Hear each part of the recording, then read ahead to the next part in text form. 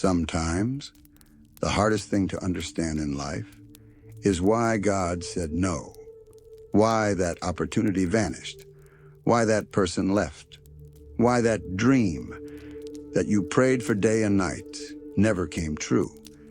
You tried everything. You gave your best, and still the door slammed shut right in your face. You thought, if God really loved me, why would he let this happen? But what if that closed door wasn't rejection? It was redirection. You see, God isn't just protecting your present. He's protecting your future. That job you didn't get, maybe God knew would destroy your peace. That relationship that fell apart, maybe it was never built to carry your purpose. We think we know what's best for us, but God sees what we cannot. He sees the full picture, the one hidden behind the pain. In Revelation 3:7, it says, "What he opens, no one can shut, and what he shuts, no one can open." That means if God closes a door, even if you try to break it open with all your strength, it won't move, because it's not meant to. That door wasn't your destination. It was a detour. Think about Joseph in the Bible. He was sold by his own brothers, thrown into prison, forgotten. Every door he walked through seemed to close behind him. But those closed doors led him to the palace. If God had allowed every door Joseph wanted, he would have never become who he was destined to be. The pain you feel right now may be the very thing God uses to prepare you. Sometimes, God closes a door because he knows we're not ready. He knows that if he gave us what we want too early, we'd lose it. He's not punishing you. He's protecting you. Maybe that's why the business failed. Maybe that's why the friendship ended. Maybe that's why the move didn't happen. Because he saw something you couldn't. You see, God's no isn't rejection. It's a redirection towards something greater. He's saying, trust me. I have a better door waiting for you. Maybe right now, you're standing in front of a closed door. You've prayed, cried, begged, yet nothing opens. And deep inside, you're tired. Tired of trying, tired of hoping.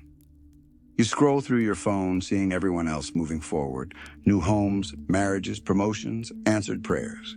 And you whisper to yourself, God, why not me? I want you to remember something. Delay doesn't mean denial, and silence doesn't mean absence. When God is quiet, he's working behind the scenes. He's arranging details you can't see. He's protecting your heart, your purpose, your peace. Let's talk about timing. You see, we live in a world that wants everything now. Instant answers, instant results, instant success. But God doesn't rush. He's eternal, and his plan for your life is carefully written. If he gave you everything you asked for immediately, you'd stop needing him, and faith would lose its purpose. Sometimes God will close one door so that you'll finally turn your eyes back toward him. Because maybe you've been chasing the blessing more than the blesser. And when you finally let go, when you whisper, Lord, not my will, but yours, that's when he begins to move. Let's be honest. Some of us tried to reopen doors that God already closed. We texted that person again. We went back to that place.